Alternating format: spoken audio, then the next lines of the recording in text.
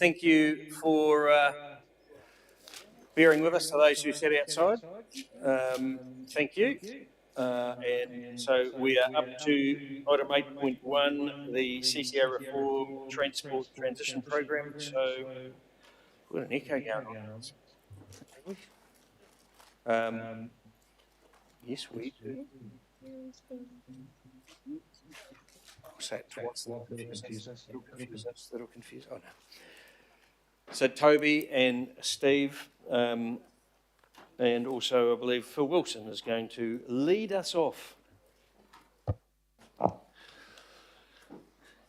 Thank you, Chair. I'll just make a few introductory remarks, and then you'll note Toby and Steve, who are at the end of the table, and providing excellent support around this work program.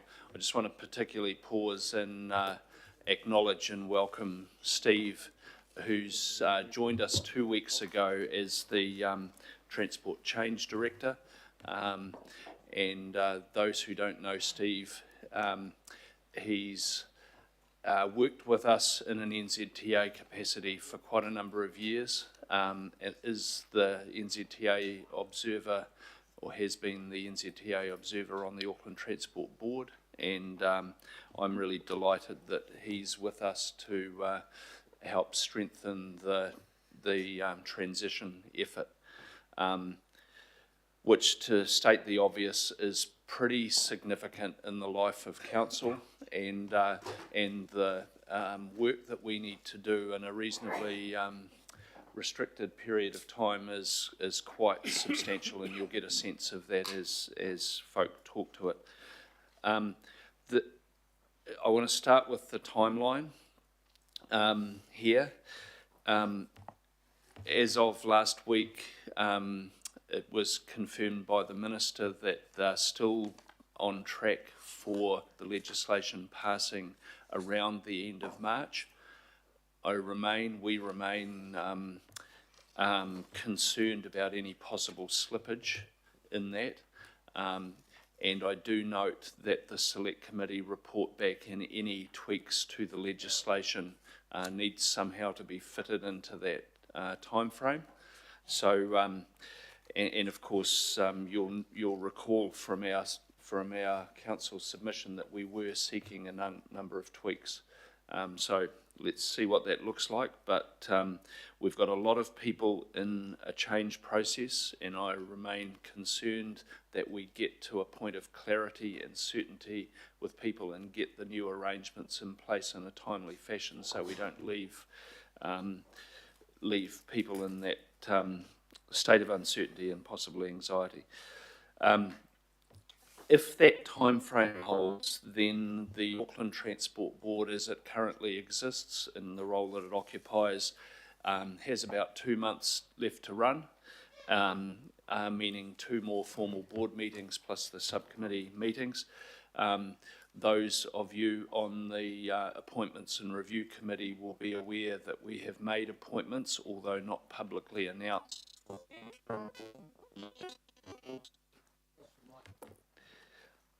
Don't know what happened there. I do want to signal that because of the pace of transition work and the importance of that governance oversight from the Transition Board, our intention is to start them meeting actually before the legislation actually enables that or formalises them being in place. I hope that makes sense. But such is the pace, such is the significance of some of the decisions and so on, I think that would be wise. In terms of the work stream, and the guys will talk to this, is really momentum.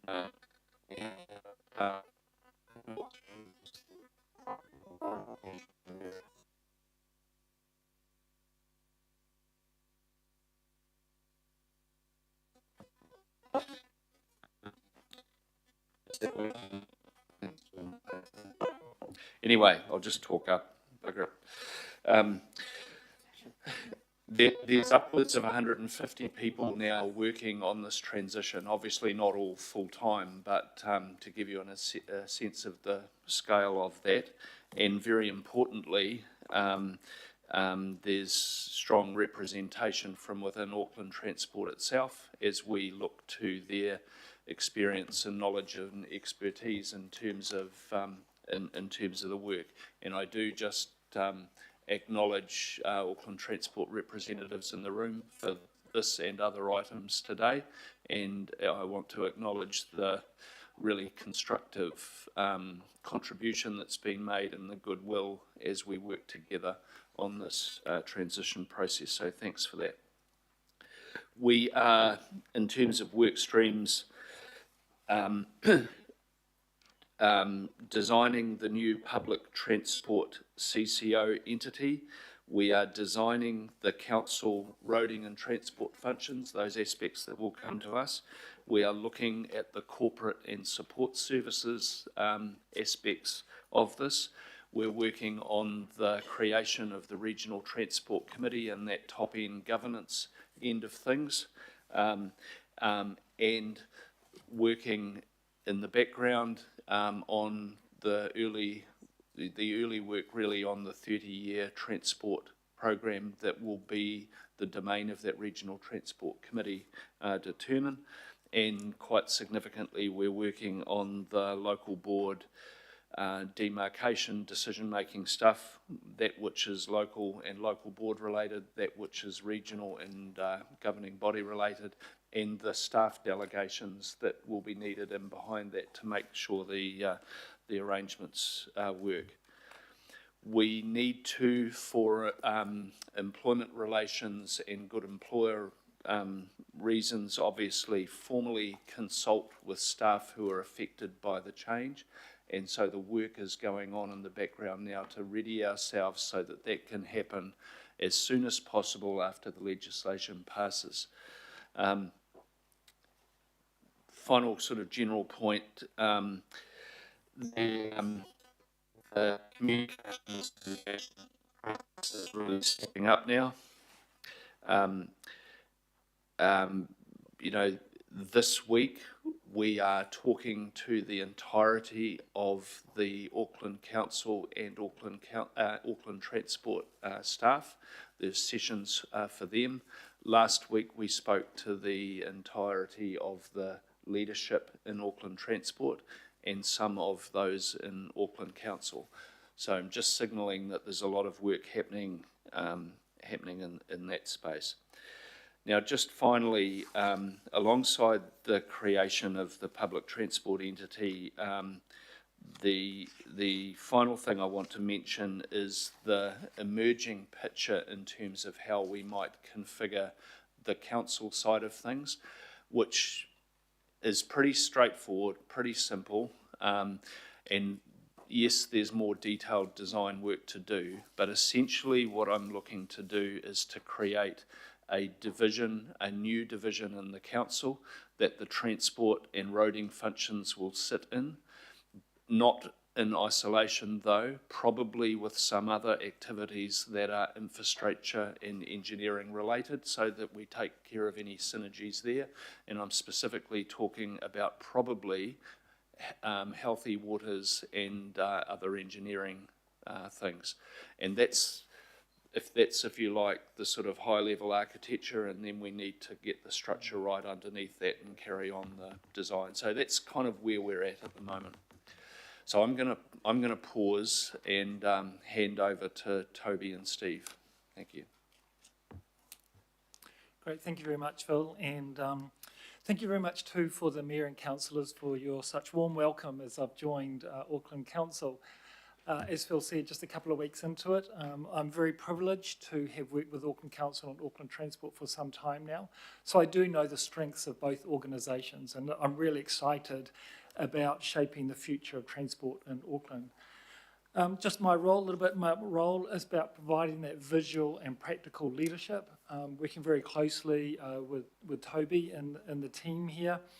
And it's about making sure that I work really closely with Auckland Council, Auckland Transport staff, and to make sure we don't lose what both organisations do very, very strongly, but to build on those foundations to create that really high-performing organisations. It's about focusing on service delivery, on community outcomes, and just making sure that we put the transition of staff at the heart of everything we do. So once again, really excited to be here, and I look forward to working with you all. I'll pass it over to Toby. Thanks, Steve. I had a big long list to make sure that we covered it when we speak to this report, and Phil's made it right the way through that. So I think I'll just add one last thing, and then we'll open for questions taking the report as read. And that would be to just acknowledge that through the transport transition, the role of governors is changing, both for governing body, local boards. The road controlling authority powers will transfer to council, and then we'll need to go through a process of allocating those decision-making powers between our governing body and local boards. There's also bylaw making powers within that, transport strategy and policy, planning functions, maintenance, safety, you name it. What the decisions that are being made primarily by Auckland Transport's board and staff under delegation from that board are transferring to a council. And I think the element to touch on here that's also inside the report, not yet raised, is that changing role for governors needs a program of support. So the program is thinking hard about, firstly, taking those decisions through the year in order to kind of operationalise the reform itself. And then the creation of explainers, guidance, working with our colleagues in the Kura Kawana elected member program, attending, as we did last week, the symposium. We're looking at how the operating model and organisational design of council better supports elected members, both at governing body and local boards, in that new role. And you can expect to see throughout the transition period that ramping up. So you'll have more information, more guidance, and more support, so that we're ready for the go live with the new responsibilities. So I just wanted to add that one in as well. And then with that, we're happy to take any questions on the report. Back to you, Chair. Kia ora. Thanks, team. And just there will be a chair's racket added onto this, just to we distribute this report to local boards, because they probably haven't seen it. They don't read our agendas, I wouldn't think. So questions, starting off, Desley. Oh, thanks, Chair. Look, thank you for your work, Toby and Steve. Welcome. I feel it's not really a welcome. I feel that you've been part of us for a long time. Look, I'm not sure whether this goes to you or to Phil or Barry, but I suppose because we're in public and this is a bit of an update of where we're at and the report's just noting, I suppose what Aucklanders will want to hear is that as a result of this reform, or where we're getting to, we will have a greater level of visibility and input into the transport decisions. So I suppose my question is, I want you to say that, not me, because you're the one that's doing the transition. But so I might ask this question this way. So is it true that as an organisation, we will be able to have a culture change, a higher level of KPIs and a greater level of visibility on transport decisions as a result of this reform?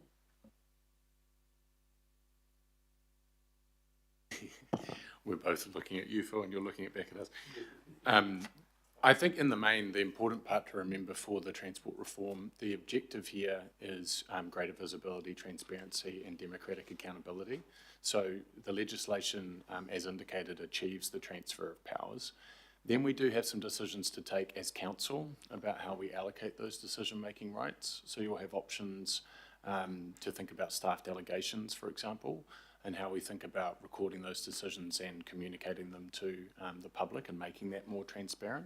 So I guess there's a bit of a halfway answer here, where the reform will achieve the transfer of responsibilities to council. Then there'll be some allocation of decision making, but really it's on our own ways of working and our own cultural shift, to use your words there, in order to put that in practice. So those are some decisions that we can take through our operating model and org design stages. Phil mentioned formal consultation with staff. And we also have a program of work changing from the existing ways of working with council and AT, and trying to build out the future state so that it does work with those goals in mind. So there's a series of decisions for us to take over the transition period in order to deliver on visibility and transparency. I think it's, if I might Deputy Mayor. I mean, we've got that front of mind, right? This was a key objective of this change process to be respectful of the democratic role, to return a degree of oversight and decision making to elected members. So what Toby's talking to, so that's a big yes, right? And we'll be looking to make sure that's enabled through this process. Of course, we've got work to do in terms of that demarcation with local boards and governing body. And if the change that we've asked for is made in the legislation, then you will have some decisions around that determine that demarcation and where decisions other than those for the governing body go. So you'll be very in control of that process. And just on the timing, so that's within the 6 months of the legislation, is that correct? There is a dependency here about the detail of the legislation. So council submitted for something different than was in the draft legislation. So it could be that there is a different process here. But yes, those decisions are taken during the transition period, ready for, if you like, go live at the end of that 6 month period or before, if council wraps up that transition. And then those decision-making responsibilities are live in the new structure. Correct. Thank you. And just remind people too, we're going a bit hybrid with our questions. If you could use your buttons on your computers, that'd be awesome. Lottie? Thank you, Chair, and thanks, team. I've got 3 questions. First off, really good to hear, Stephen, welcome. Good to hear you say that the transition of staff is at the heart of everything. And I note in the report too that we say that wellbeing and change experience for our staff for both organisations is really important. So my first question is about that, because in our Audit and Risk Committee we talked a bit about the risks, and people came up as probably one of the biggest risks. And I have heard that staff are feeling very unsure, and there's a lot of anxiety there, maybe a low morale as well, not knowing what's going to happen going forward. So if you can comment on that and tell me what we're doing as an organisation to help with that, what we could do better perhaps as well to help with that, to make that transition as painless as possible for staff. The second question is around the local boards. That was one of the other risks, and certainly during our symposium we had a lot of local boards from across the city. We're voicing their anxiety about some uncertainty about what this is going to look like and the responsibility that's now going to come to them. And I do note in the report that we mention there's an induction program that's being worked on, and guidance material, staff support, etc. Could you just tell us a little bit more detail about that, about timeframes, when we can expect that to happen? Because from the local boards it sounds like they haven't really had much information or support at this stage. And then lastly, this idea of a lift and shift. At the committee we talked a lot about, if we don't get it right, a lot can go wrong, that this is a huge change. Is it a lift and shift, or, is it really, what I mean is there assurance that we're not going to break what is already working in terms of that transport infrastructure for our community? Kia ora. Thank you. Thank you, Councillor. So to address your first question, absolutely, the people risk is a main risk, and it's certainly front of our mind in terms of taking people on the journey around the transformation, the changes that we're looking at. I guess what's really exciting with my role coming on board is that I'm able to be that visual leadership for people to connect with. So I'm basing myself in Auckland Council offices for 2 days a week and in Auckland Transport offices 2 days a week, which means that I'm accessible, I'm available and able to talk to people directly. We've started the dialogue last week by having calls with the leaders of both organisations, talking about our thoughts going forward, our emerging preferred options for how the transformation and operating model may look like, and we're asking people for their input in terms of that. So we're starting that journey of getting them involved and getting their insights into terms of what the outcome will look like. This coming week, we've got some calls with all staff, both with Auckland Council and Auckland Transport, and we've got a large team looking at the different channels that we can use to keep engaging with staff to make the conversation real and live and continue that narrative with them. It's about keeping people informed and keeping them updated in terms of what's happening, so that's definitely underway. In terms of the principles of one of the models, that we need to make sure that we continue to serve our communities, that we have a lot of public-facing services that are critical. We need to make sure that we don't break those critical processes, that we don't break the great work that our people do every day working with our communities. So it's very much looking at those areas that we can pick up and shift without breaking those critical things. It's a low-risk model in terms of making sure that we have our continuous of business continuity and keep serving the city and the things that we do every day. Thanks, Steve. Maybe, because that felt like answering 1 and 3. I think in the middle I heard, thank you, Steve, and then I heard the local board question as well, Councillor.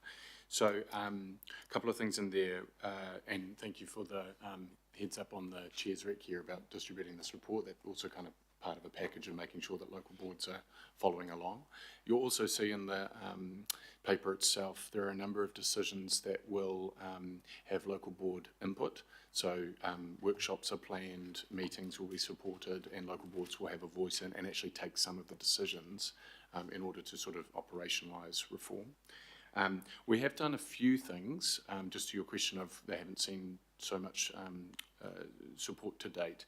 We've done a few things, including some sort of webinars where we've tried to explain the intent of the legislation as we've understood it in the draft legislation, and then also Council's submission, and made sure that we've shared our submission. But I think it's true that once we see the final legislation, which Phil was saying, you know, we're expecting that at the end of March, that what we'll do as a program is check that against the legislation as proposed and Council's own submission, and then provide a further explainer. And we'll actually have a little more clarity around what that then means for local boards and the sort of remit of the decision making of the transition period. And then one other thing I noted down here was very soon we're going to need to engage with both this committee and the local boards on what's called out in the legislation as the Auckland Road Classification Framework. So this is the framework that denotes roads as arterial and then local and collector, and then the intent in the legislation is that the arterial roads have governing body decision making and the local and collector have some decision making by local boards. So that'll be the next touch point with local boards as we go into engagement. And then of course we'll have what's also called out in the legislation, the transition plan, which we need to adopt through governing body in the proposed legislation, which will set out how we kind of get from where we are to that sort of go live future state, that post-transition, and local boards will see that information as well. So hear what you're saying, it's been lower level, we'll get some more detail in the legislation and then it kind of ramps up. Hope that answers that question. Kia ora. Thank you. And is it okay, Steve, if I give your name as a point of contact for any staff who might come and express their anxiety? All right. Kia ora. Thanks, Chair. Thank you. To. Thank you, Chair. I've got maybe 2-3 questions. What are the Māori outcomes that you referred to?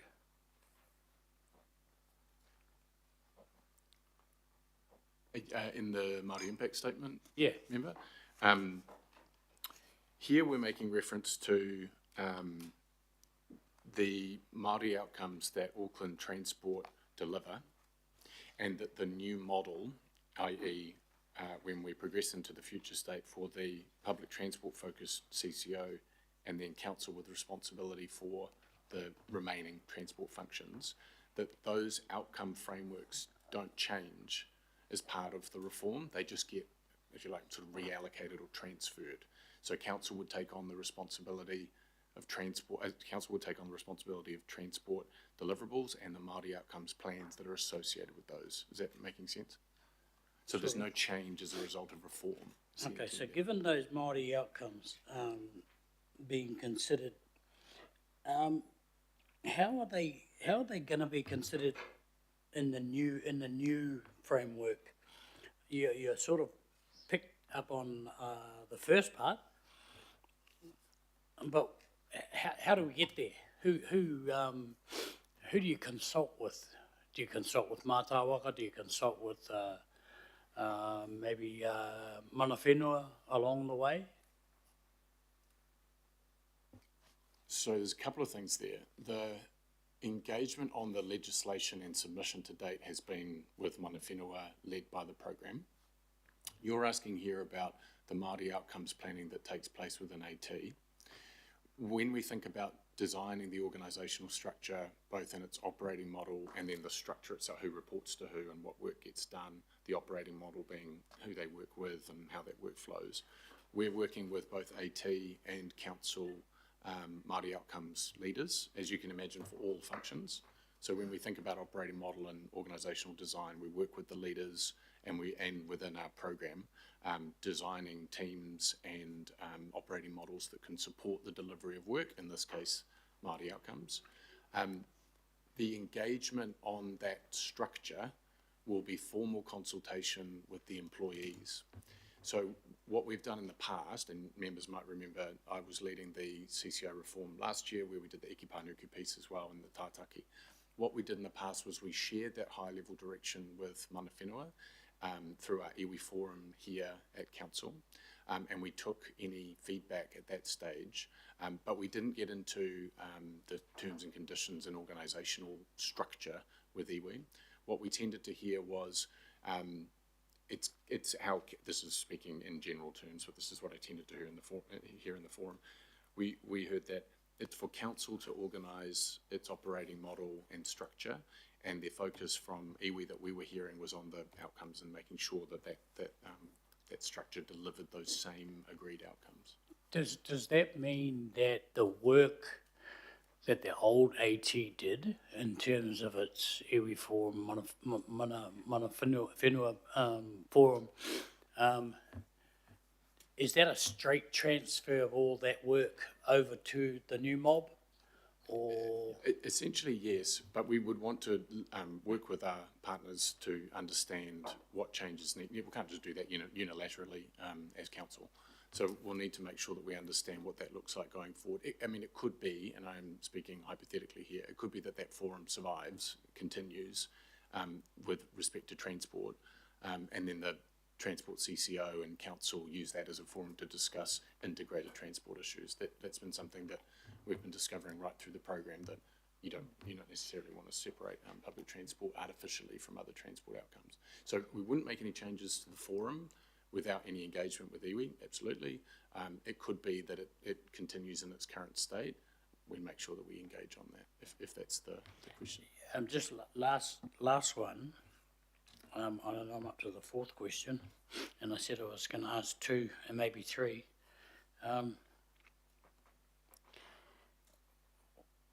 What are the impacts or even the opportunities for Māori households of the new reforms, of the reforms?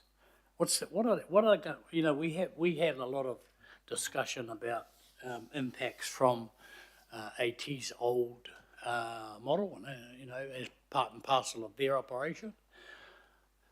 So what are the new impacts, or are there any, even opportunities for Māori outcomes or Māori in general? Can't you be specific? It'll be. Yeah, I think that when you look at the benefits of the transport reform from a whole, I think there's a lot of benefits there for Māori, but also for all of our communities. It's about making sure we have a much more joined up approach to how council integrates or works with communities. It's about having that integrated land use and transport, to making sure we're getting the right places to live in accessible ways that can get people easier to work or to education or to the health sector. It's about being a council that is a one-stop shop in terms of everyone for our communities. So I think there are many benefits that are going to flow from this reform. Thank you. John Gill. Oh, thank you. I've got a few questions here. The first one picks up on what you've already talked about. My understanding from what you're saying is that we're pretty much looking at, for the AT staff structure, sort of a lift and shift into council with just a change in the governance at the top. Is that what you're saying? I want to be quite clear here. That's not quite what we're saying. Transport reform will affect both organisations. There will be change at AT, and I think that's well understood. There will be change at council as well. Phil has shared three kind of core pillars of high-level direction. One is that the network performance and infrastructure delivery areas of AT make sense in our current thinking in a new directorate, joined with potentially some other functions here in council that are aligned. Stormwater was named, engineering was named. Lift and shift is not the word I would use, because there will be some change as we create that new structure. Notably, staff that are involved in public transport delivery would remain, so there will be some changes. But Phil's been really clear with the program. We're really clear as the program. We're not making unnecessary change. You've got to have a rationale and a logic, and you've got to think about continuity of service and really, to Steve's language, have a low risk approach. So I don't want people to hear that as lots of change, but there needs to be change to achieve that. The other kind of key piece is that what sometimes gets called the strategic and supporting functions, or corporate functions, but also including strategy and policy, finance, communications, and so on. There will be change. Auckland Transport organises those functions as an organisation that was responsible for public transport and right, other transport functions. So in order to allocate those functions to their respective new organisations, the Transport CCO and Council, and then also to think about the way that council organises itself. We do that a little differently to the way that AT has organised itself, our internal operating model, how we think about teams, centralising some functions that make sense, or having teams that are located closer to kind of delivery. So there is some change there as well, right? So I think in the main we should understand that the change is firstly driven by the legislation, concentrating the public transport functions within the CCO. Then the remainder of those transport functions come to council and essentially get kind of mapped into how council organises itself, which will mean some change. And not all, I know I'm sort of meant to say this, but not all change is negative. There's a real opportunity to integrate those functions into the way that council thinks about urban development or stormwater or engagement, or there could be, to member Hennedy's line of questioning, some improvements to the way that we engage with iwi or partners or communities and so on. So there are benefits as well, and so the program is kind of working through that now and kind of testing that. Very long answer, sorry. But No, that's good. It's good to understand that, because I think there's an expectation from the public that we're actually pulling AT apart and reassembling it. I guess what you've outlined is sort of in between from that and the lift and shift, so it's good to get my head around that. I guess from the staff point of view then, are they being offered new positions? Are they reapplying for their jobs? Or is there a sort of combination? Some are going to be reapplying, others are going to be made redundant and having to, possibly applying for new jobs and that. And I know you might not be limited in what you can say in this area, but I just want to get my head around that. Yeah, our focus at the moment is make sure we're getting what we're calling the operating model right. So there's still a lot more work that we need to go through before understanding what the design or the organisational design looks like. So yeah, we're certainly not at that time yet to be able to get clarity on that one. But yeah, our focus is at the moment is talking with our people about the direction we're taking and getting their insights into where they think the strengths are, where the risks are, where the barriers are, and how we can make sure we improve that in the model that we're pulling together. Okay, thank you. Different topic. The AT branding, is it, you know, the AT with the circle, is that going to stay with the public transport CCO? So that's been raised as something with us, just internally within the program. You can imagine it's something that's on the minds of staff. We don't have a decision there. We don't have direction to communicate. It is something that we'll need to consider. Obviously, with any conversation around branding, you want to respect the value of the kind of commercial asset that exists there, and then think about, you know, what's necessary and what might be achieved by any change that we may or may not do, or how we talk about the Transport CCO in the future. So we don't have anything to communicate on that. Something that we might think about, and we would do so, you know, cognizant of needing to do that sensibly and with sort of respect of the value that AT has put into that brand to date. Yeah, would you add anything? Thank you. My last question is that I do think that the this committee or the GB needs the opportunity to look at all of the bylaws and policies that are current within Auckland Transport. And I note that in your table in the report, it does say between April and June that council will be looking at all those. But I just want to make sure that, and I know we're restricted with a time frame, but I do want to make sure that it's not just a case of rubber stamping, you know, minor changes just to fit the new model, that we are actually properly looking into these policies and bylaws that have come about over the last, 15, 16 years, and just making sure that they are still fit for purpose. And it's also the opportunity, a golden opportunity for a change in direction of some of them or whatever. But we need the opportunity. That's what I'm really wanting to make sure. Thank you, Councillor. So just to call out, we're on page 6 of our report, page 26 of your agenda, just referring to the policies and plans, migration, and then the bylaws required under legislation. We will bring you to your point just now. We will bring this committee an approach to how we achieve that, because I think councillors do need to make a determination about how much effort they put into that process. The legislation, as we understand it, envisages a lower level review and transfer, one really to check that those bylaws and policies can be worked under in the new future state. But we'll bring you an advice paper on our approach to that shortly. I think we have April in our forward plan, and then we would go away and do the remainder of that work. So you'll see a paper on that. That's really my answer. Yeah. Sarah? Right, welcome. I think a few of us at the Elected Members Symposium had some conversations with local board members. A few of us have very recently been local board members. There's already a capacity problem there, and the expectations and remuneration. Most ordinary local board members who aren't chairs or deputies need to hold down another job. Is that setup going to be feasible following this transition?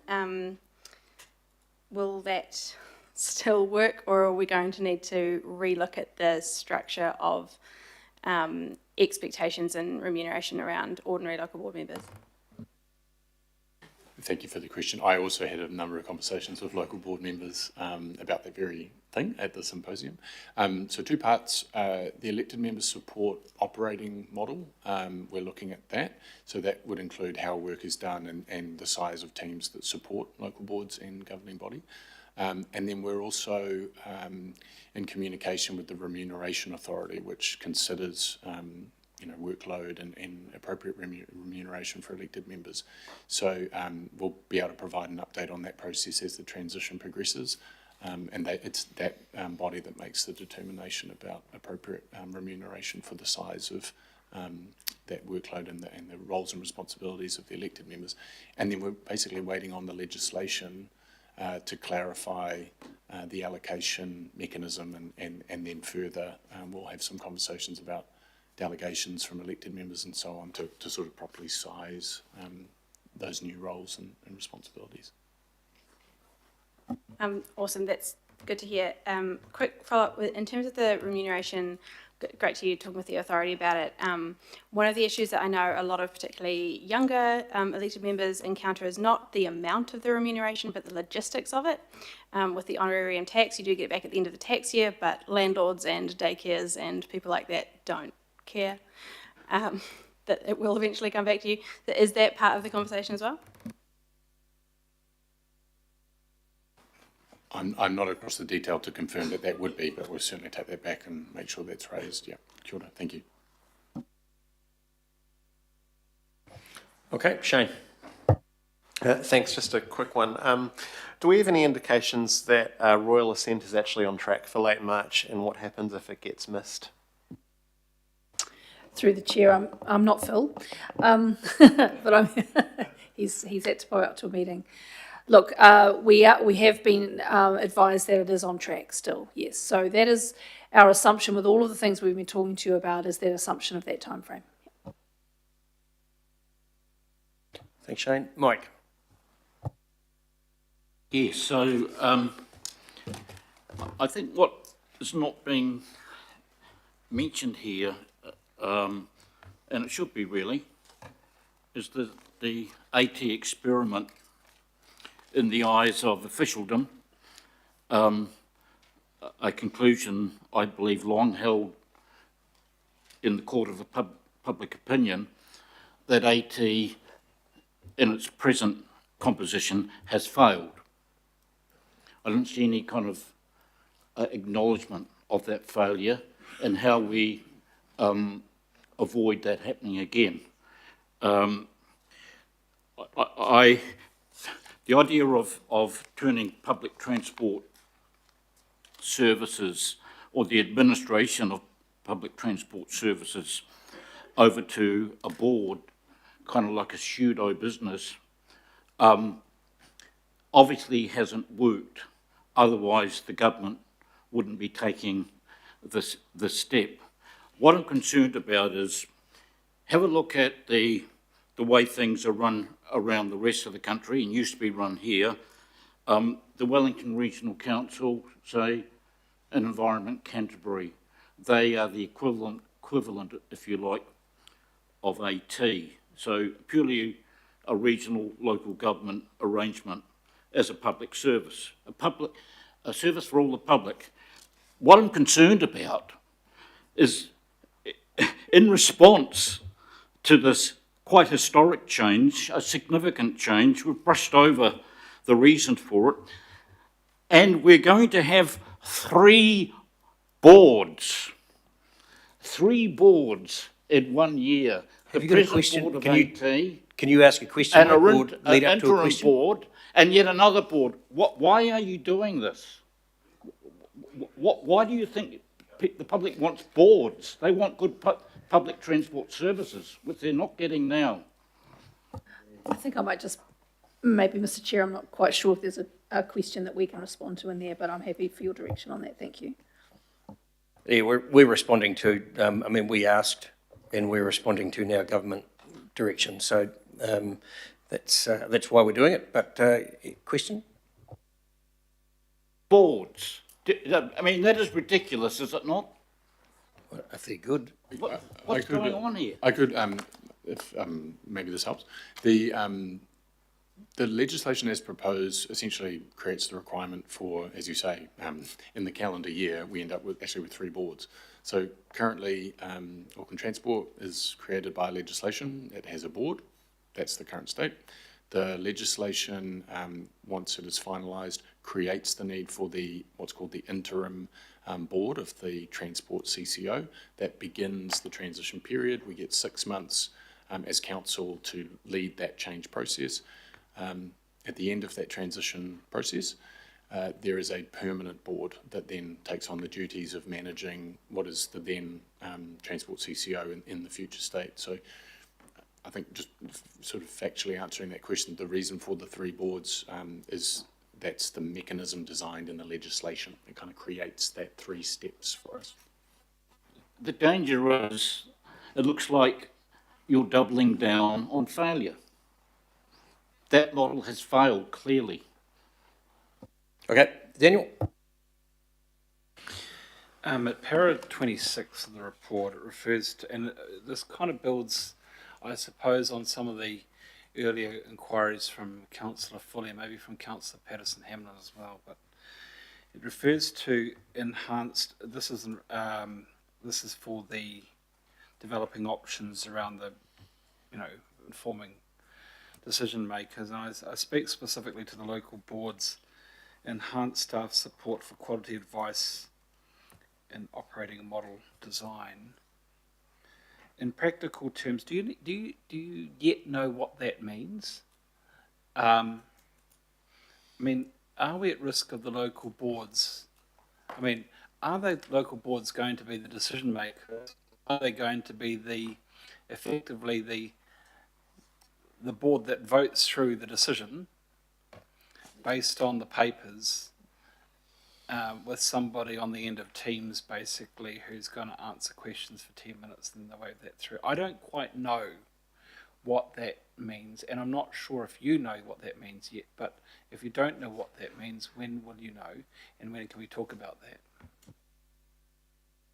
Yeah, I think that's quite an insightful comment. I mean, one of the dependencies here is the final form of the legislation and then our ability to understand what decisions may or may not be taken by local boards.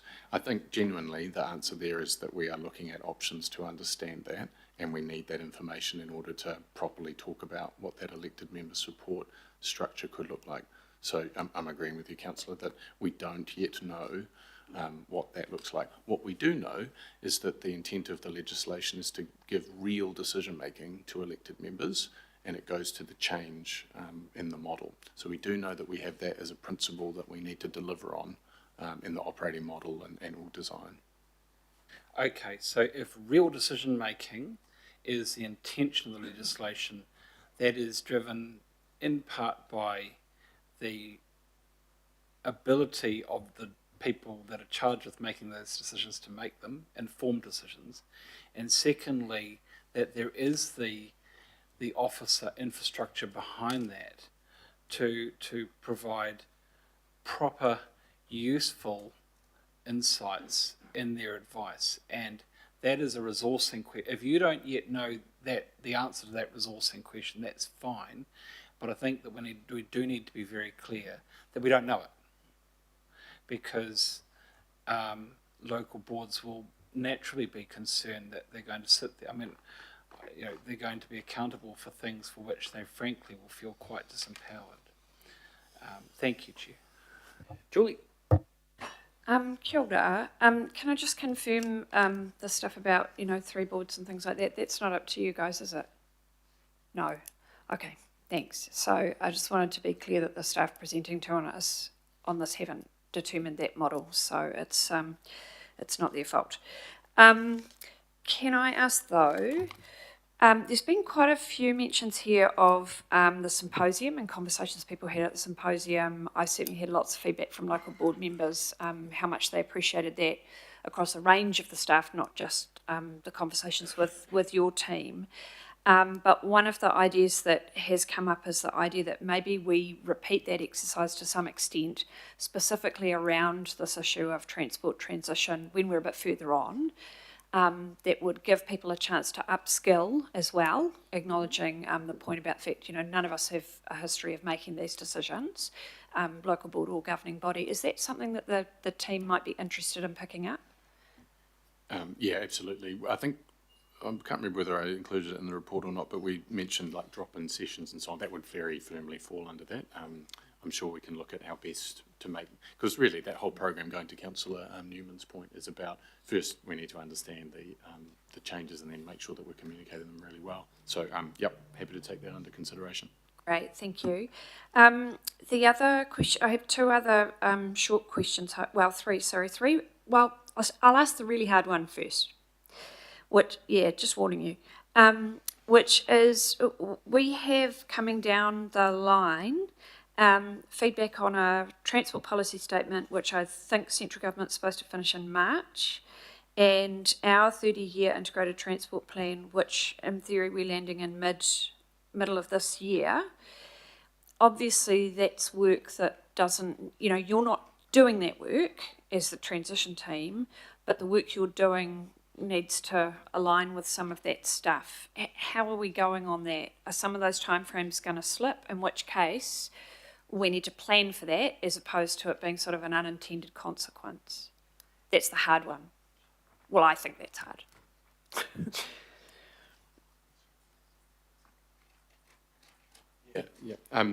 Sure, Councillor. There's a few things there, and Steve's just making the point, and it's probably the first to make, that last year we went through a process and we worked with the AT board in order to achieve this, of transferring AT's transport strategy team and that function into council in part, and actually primarily, to get ahead of some of these changes that we had seen as long signalled in the legislation. So that's kind of a tick for some capacity inside council. And I should say this work is all underway. Sorry, Toby, can I just ask you to come a little bit further to the mic? It's just a little bit hard to hear.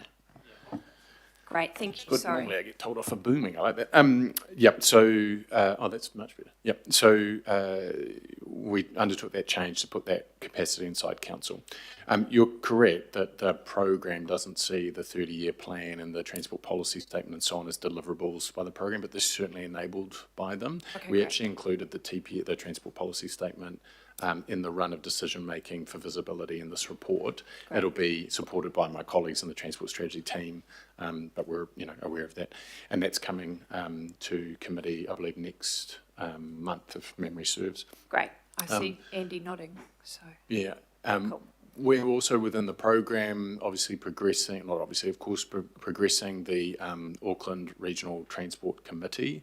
And so we're working through how the council and Crown support that function with its secretariat. And we're actually working with our colleagues at AT to understand how we can best support those members and have them kind of hit the ground running once the legislation is finalised and that committee is kind of remitted to do its job.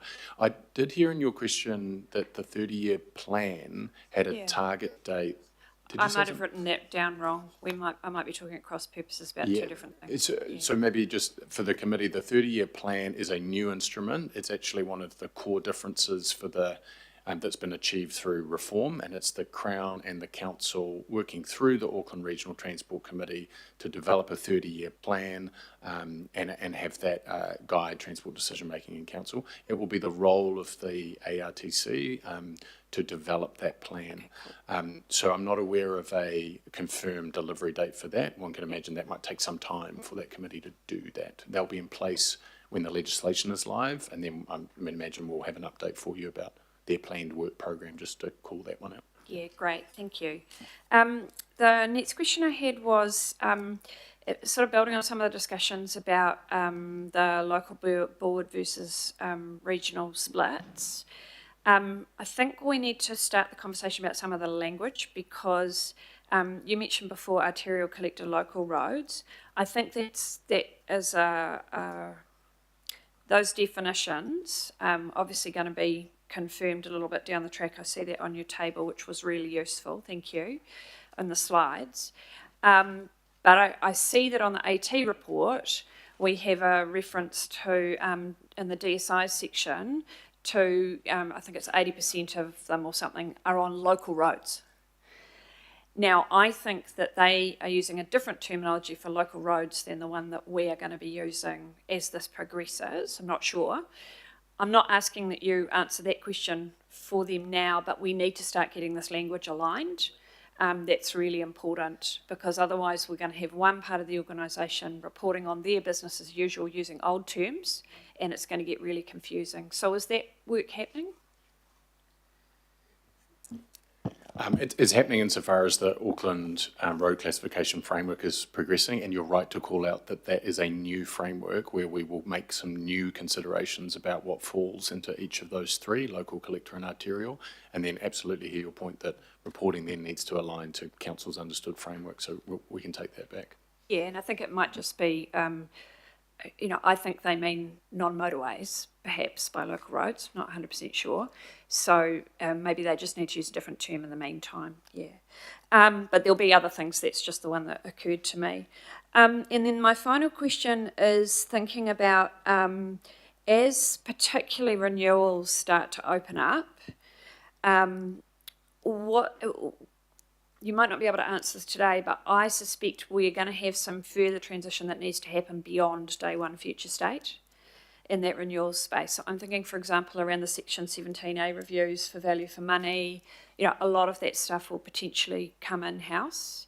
So understanding how that might work on an ongoing basis, that would be really helpful and something maybe to come back on. Because that'll be after day one. Thanks.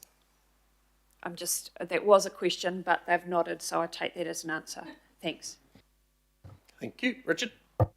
Kia ora, and thank you. And this is obviously you guys responding to the council's direction, not you doing this to us, just to be clear. The question I have though, and it will depend on those delegations, and I know we've given feedback to keep it open as possible, but how much work is being done in the background on the thousands of decisions Auckland Transport make each week or month? So obviously, a lot of that will have to be delegated to staff management.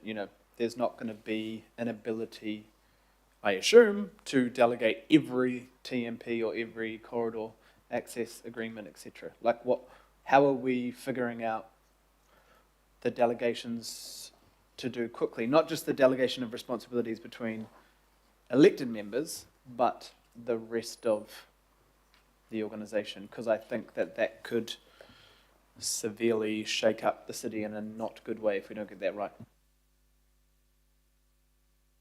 I think probably the answer at this stage is really just to acknowledge that you're correct. There's a volume of decision making that at the moment is the remit of the AT board, but then delegated to staff at AT, and there's a specific model that Auckland Transport run in order to kind of keep that high volume of reasonably technical decision making progressing, and that exists within a legal framework that the reform legislation will change, and staff within the transition program are considering how best to recommend to you approaches that would make that workable.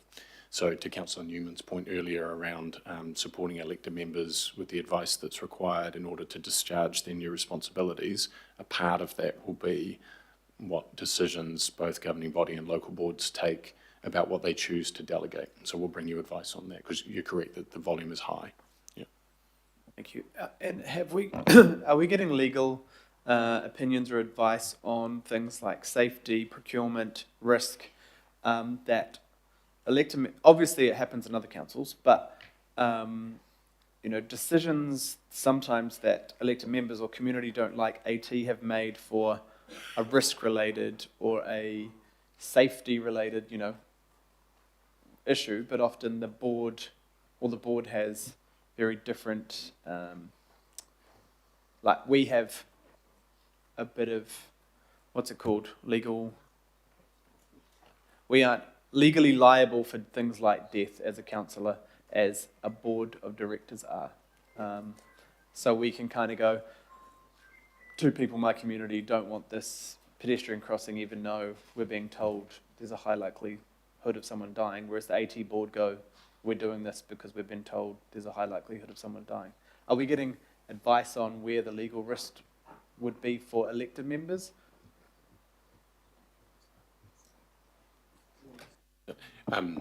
Thank you, Councillor. I mean, I'm sort of sounding a bit like, but we need to see the final form of the legislation. Then staff will be able to provide advice about where legal liability and responsibility lies that will accompany our recommendations around our approach to delegation and decision making, both at governing body and local boards. So obviously these are issues that need to be thought through in staff advice, and we will bring you that as part of a program of work is really the answer we have for you in February, ahead of seeing final legislation expected end of March. That's probably the answer. So what I'm kind of getting is, because I know you guys are fairly overwhelmed, your team, with all the inputs coming from everyone, but what I'm understanding is you're preparing kind of parts of advice on where we think things are going, and then it will be kind of aggregated or updated when we have official direction. Shane. Here's an excellent question. I think that delegations policy is probably the most important part of the paper. And I've just got a follow-up. So just around our committee structure and the Transport Committee, obviously we're going to be handling transport-related things, but I'm just wondering if we're seeking advice on how we are going to operate as a governing body, because AT's workload is a whole nother workload to the current workload. So it's a huge amount of work, and you've pointed that out in here around remuneration and things like that. But I'm just thinking structurally for a committee, another example is AT board have to do out of board decisions sometimes and have to meet off cycle. So yeah, are we looking at that as part of the advice package as well? Council structure. Through the chair, yeah, we did, and I do note that in the terms of reference that you signed off at the beginning of your term, particularly for this committee, we referenced that this could change as a result of transport reform. So again, in our minds, don't have an answer for you yet, but we do envisage some change to happen, yeah. Thank you, thanks. Okay, no further questions. So thank you, gentlemen. Obviously going to be hearing a lot more from you in coming months. So thank you. A little bit of uncertainty. Okay, someone like to move? Thanks, Lotu. Seconder. Thanks, Richard. Okay, any comments? Perfect. We'll put it. Those in favour say aye. Aye. And against, carried. The intention is to try and battle through, obviously we were rudely interrupted before, however, we've got